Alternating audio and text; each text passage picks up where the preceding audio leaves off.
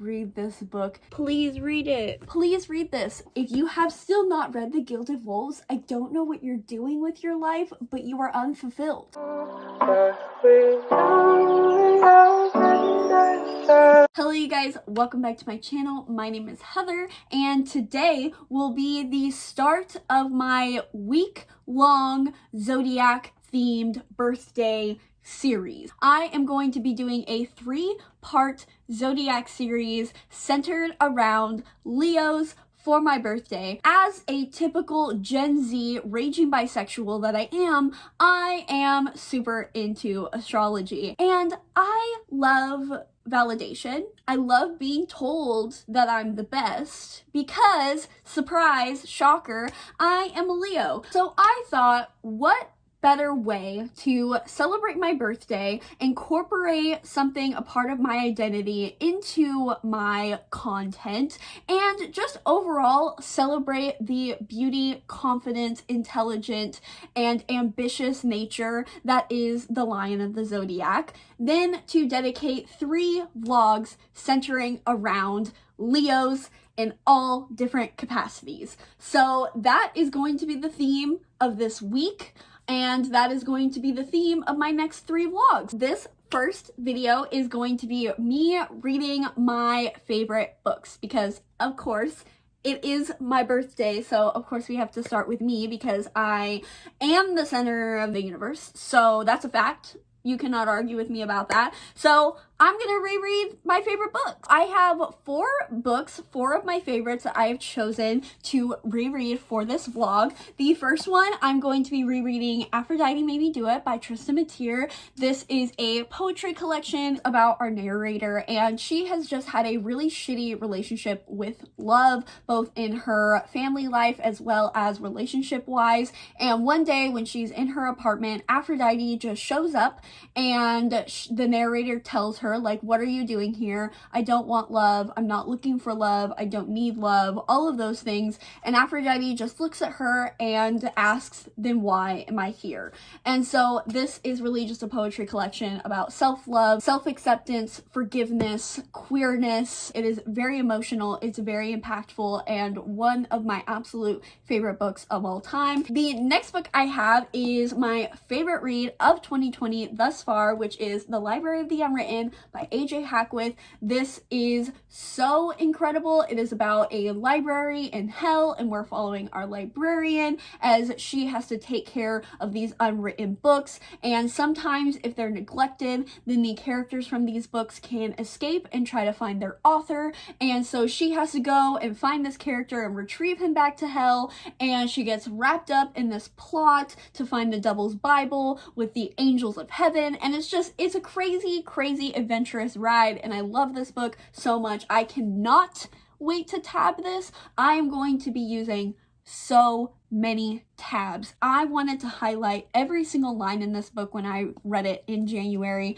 and I'm so excited to do so. I might even highlight and annotate this book physically. Who knows? The next book I have is going to be probably the first one that I do start, and that is The Picture of Dorian Gray by Oscar Wilde. Of course, this is my second favorite book of all time. I have wanted to reread it as soon as I finished it the first time I ever read it. This is about our main character, Dorian Gray, and he low-key sells his soul to the devil in order to have eternal and immortal beauty. And it's a beautiful commentary on romanticism and gluttony. It's so much, and I will hopefully give a more proper analysis during my reread. There's so much about this book that I love so much. I'm so excited to reread this. I will be doing a live show with Ren from Revel Reads, and this is also one of their favorite classics, and so if you do want to see more very in-depth content about this book, definitely go check out the live show. I don't know if I'm going to get to this one. This is kind of the most tentative one, but I of course would still love to reread it. But that is Lovely War by Julie Berry. This is about Aphrodite, and she is on trial for having an affair with Ares. She is caught by her husband Hephaestus, and in order to kind of justify her affair, she is retelling her 2 greatest loves, or greatest acts of love, greatest soulmate pairing, and it's an incredible, incredible commentary about the connection of love and war, and I love this book so, so much, so I would very much like to reread this. Then I have The Gilded Wolves by Roshani Chokshi. This one would make the most sense for me to reread because The Silvered Serpents does come out in September, I believe, September or August, and I have read this fairly recently, so I don't necessarily have to reread it to get to the sequel, but it would still be nice to maybe reread this. I also do have it all tabs, so it would be nice to like add some tabs if I wanted upon reread. And finally, of course, I cannot do a rereading my favorite without including this bad boy. I still cannot believe to this day that I read this for the first time last year. It just boggles my mind how I have only recently read The Song of Achilles, but I need to reread this, of course. I did not tab it as much as I wanted to. I definitely want to tab the absolute living shit out of this book. I am so excited to reread this and relive the pain. So, if you want to see my thoughts on kind of all of these, stay tuned. Hopefully it's a good time for all of us.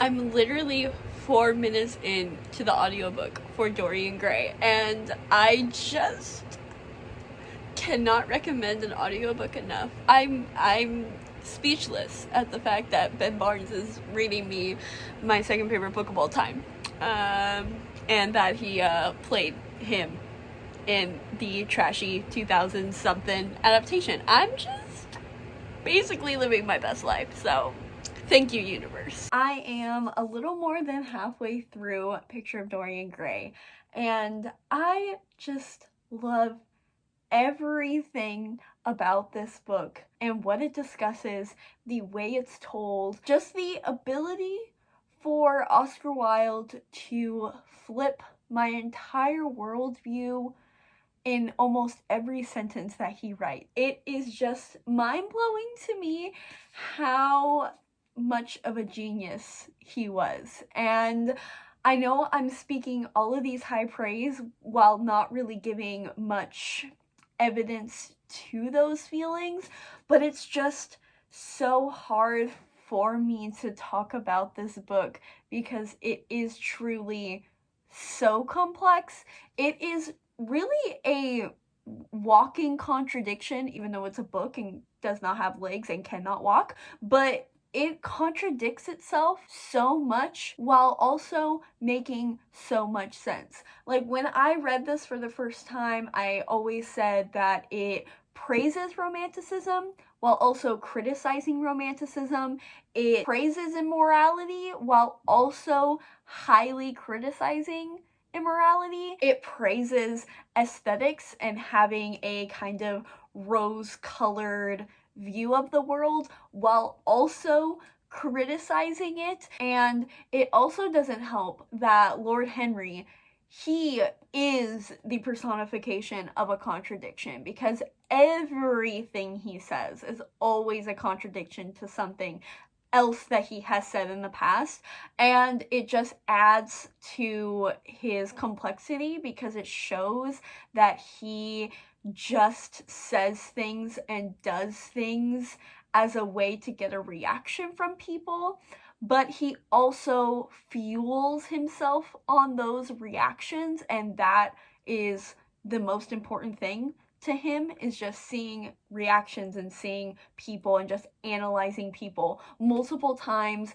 there have been multiple quotes in here where life is the most important thing to both Henry and Dorian, because if we're talking about Henry, it is always reflected on Dorian, because Dorian is just, he's just like a sponge with everything Henry does.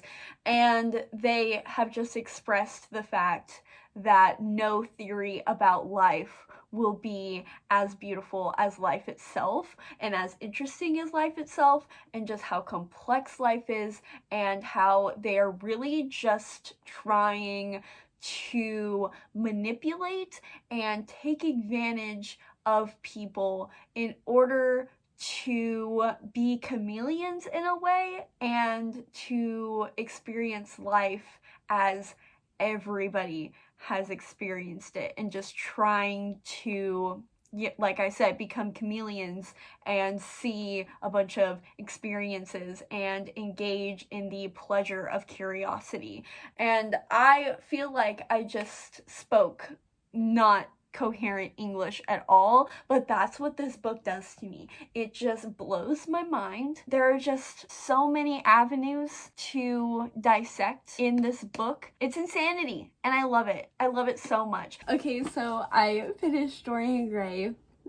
I just love this book so much. It is everything that I could ever want in a book. I have no words that I haven't already spoken about this book. It's just a complete masterpiece, and I can say that with such confidence. And obviously I'm biased. This is my second favorite book of all time. Of course, me saying it's a masterpiece, well, there's a reason why I love it, but this book is truly just incredible. It's perfection. It is, again, it's a masterpiece, and with all of the irony that entails, it does so much for my soul, also in all the irony that statement entails. I love this book so much. Please read this book. Even if you are not a classics fan, please read it. It is decadent, divine, and quite frankly should be illegal because of how good it is. It's the perfect book for me, and I will continue to love this for all of my days. Okay, so I am 150 pages into the Gilded Wolves, so I've finished part 1 and 2, and this book is a masterpiece. There are absolutely zero flaws to this book. This is perfection. It has the historical elements that I love. It has the examination of historical events by people who have been affected by colonization and imperialism. It has magic. It has queer characters. It has incredible character dynamics. It's hilarious. It has banter. It has angst. It is one of the most beautiful books that I've ever read. Rashani, could you imagine her having her mind that she not only has the ability to craft such beautiful sentences and descriptions, not only can she craft such incredible characters.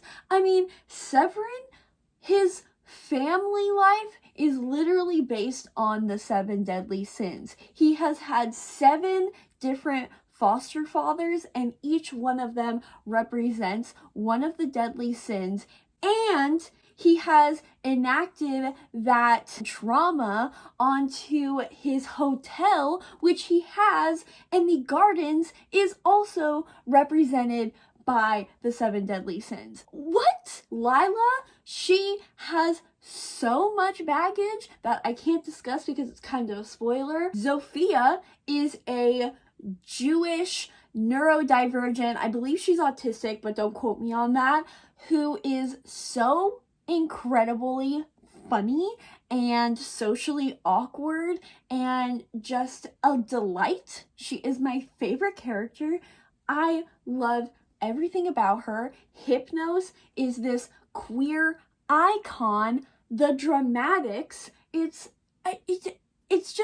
absolutely incredible. Enrique, also a queer icon who loves history and is also an awkward being. The only one that I really don't care about in this cast of characters is Tristan. Like, I'm just not a fan of him because I don't like the soft characters, but her mind. So she has these incredible characters, incredibly beautifully writing style. She has the intellect to rival the historical puzzles and algorithms of National Treasure and the Da Vinci Code in her books in the form of this grand heist. Like, there are literal puzzles in this book.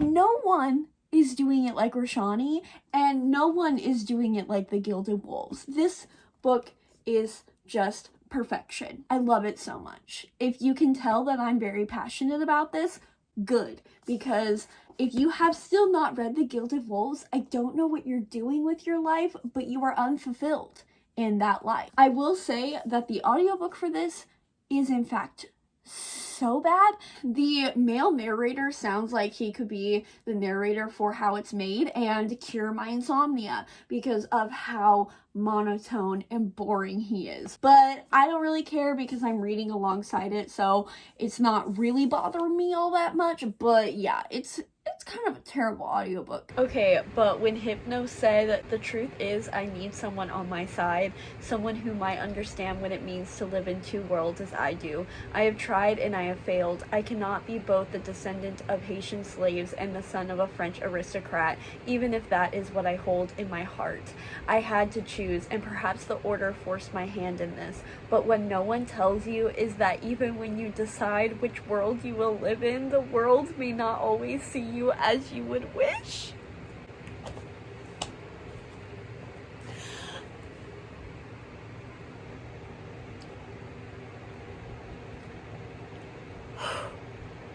I'm fine. I'm fine. Are you fine? I'm fine. I remembered that this had an explosive ending, but holy shit. The ending of this book, why do I not have Silver Serpents right now in my possession? It is a travesty and a crime of the highest degree. Roshani, why would you do that to me? What did I ever do to you except to give you unconditional love and support? You will be in contact with my lawyers that are non-existent because, wow, I am hurt and appalled times two. I love this book so much. It is just perfection. I can't say much else than what I've already stated. I don't want this to be too repetitive. I just love everything that she does with this story, and these characters make me hurt so much. This is the perfect balance of having a plot-driven book with absolutely incredible characters. Nothing is sacrificed in this book. You get such a fast-paced and intricate and interesting plot. You get such a detailed world building and magic system that is based in actual historical events. You get these beautiful fleshed out characters and their interaction with other characters. Like the ending of this book, oh my god, the angst between everybody. I hurt, okay? I hurt. I just love them so much and I just want them to be happy, and they're apparently not. And I need it to be amended. I love the friendships. I love the relationships. Lila and Severin, Sophia, Enrique, and Hypnos. I really, really hope it ends up being Polly, but even if it doesn't end up being Polly, I am so grateful because this is the best love triangle since 2010. And I completely forgot what happens between Layla and Severin at the very end of this book and what's going to be in the next book. Like, I'm not going to spoil anything, but let's just say that the next book is going to have the sharing one bed trope. Who doesn't love that trope? Absolutely nobody. I love this book so much. I love it so much. And I cannot wait for the Silver Serpents. If you still have not read the Gilded Wolves, you have approximately 1 month to get your shit together. I think it comes out in September or late August. But yeah, so get on to it. I am 50% into Library of the Unwritten. Obviously, I mean, this is a video rereading my favorites. This is my favorite book of the year. obviously I'm having a grand old time. I just love how seamlessly entertaining this book is. I mean, I think that's just the nature of adventure stories, is that they just read in such a fun, digestible, and entertaining way, because you have these group of characters, usually a group of characters, going and visiting these multiple places with a goal in mind. I mean, that's usually the formula of an adventure story, and that's definitely the case with this book. We have our group of characters trying to look for the Devil's Bible, and they're having to go obviously to the Unwritten wing of the Library of Hell. That's the main setting, and then we get to go to Valhalla, and then we get to go to different places on Earth, and we get to go to other underworlds and other places of worship. And I really like this type of fantasy where it's not an urban fantasy, it's not magic on Earth, but it has this different kind of worlds, different universes, or like parallel dimension kind of thing, where our world, our Earth does exist, but it's separate to magic. I don't know what that subgenre would be, but if you have any recommendations of books like that, all for it. I also just love all of these characters. This is definitely like a found family trope.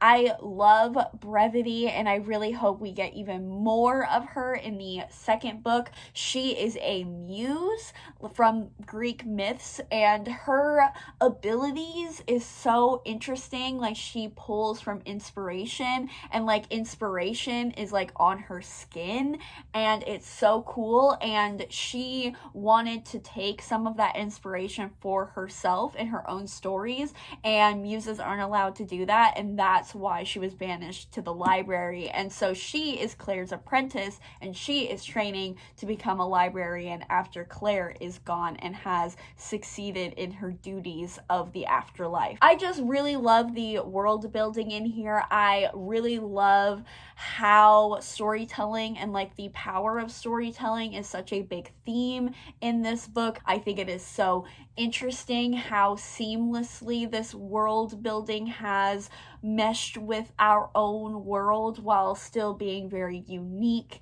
and I just love everything about this book. And it's really just one of those books where I have never read anything like it. It is so unique, it is so fun, and I'm having a really great time with this, especially because I am tabbing it now, and I've even been underlining and things like that, because there are such good quotes in here, and I love everything about this book. Okay, so I finished The Library of the Unwritten, and I loved this just as much as I read it for the first time. I just think that this world that AJ Hackworth created is so crazy and so full of potential. Like, I could see her writing 20 books in this world with different settings and different places and like different realms and different time periods and different librarians and different wings of all of these different libraries. There's just so much here. And I think her writing style and her mind and her creativity is going to fulfill that potential. And I'm just really excited, especially to read the sequel and see what adventure takes place in that. I really love this book, obviously. And of course, I am biased because I do love it so much. But I just think this book is so fun. It's so engaging. It's so entertaining. There is something in it for a lot of readers. It has the found family trope. It has that books within books that really appeal to a lot of readers. It has very complex characters. It has an engaging plot. It is really so inspirational and just, again, fun. I just think that this book is really fun, and I think Shauna Maguire really hit the nail over the head when she wrote her blurb, and it says it's like The Good Place meets Law and Order Bibliophile Crime Unit. I just think that's a perfect description. It is pretty lighthearted, but there's still some like hard-hitting points because of how much you care for the characters, and there's just so much in this book, and it's a grand time. So obviously I recommend this. I've been recommending it all year, and I will continue to recommend it. This book is so good.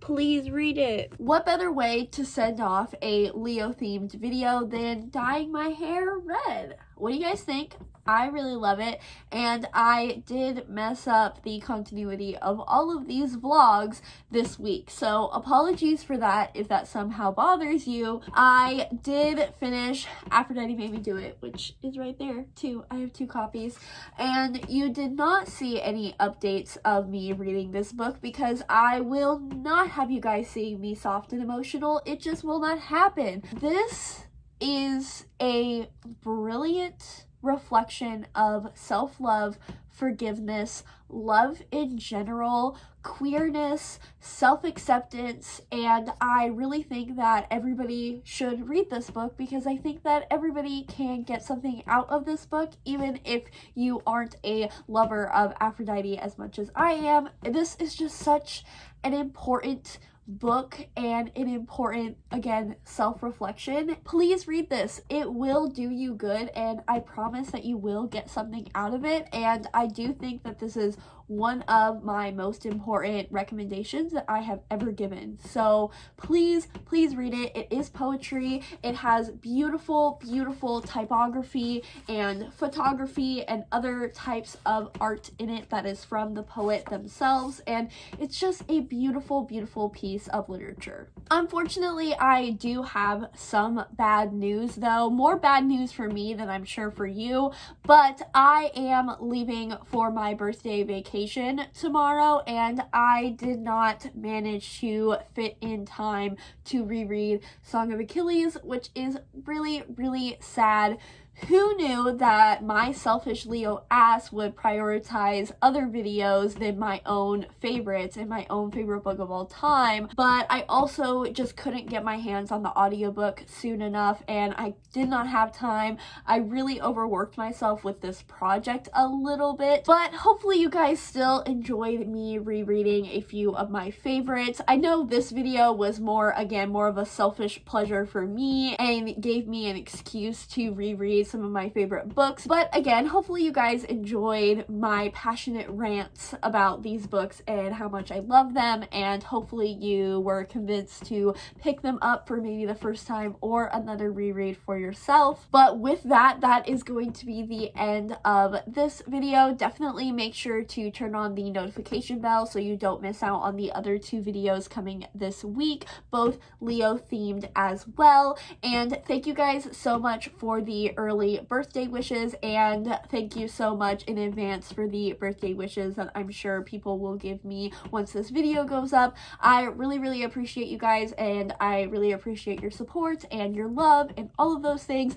A birthday haul will definitely be coming as soon as I get back from my trip, and if you are curious, though you definitely don't have to, my Amazon wish list is down below, as well as my coffee if you do want to support me in that way. Again, there's no obligation, just you guys watching my content is support enough. I really love you guys. I hope you guys enjoyed this video, and I hope you guys have a wonderful Leo season.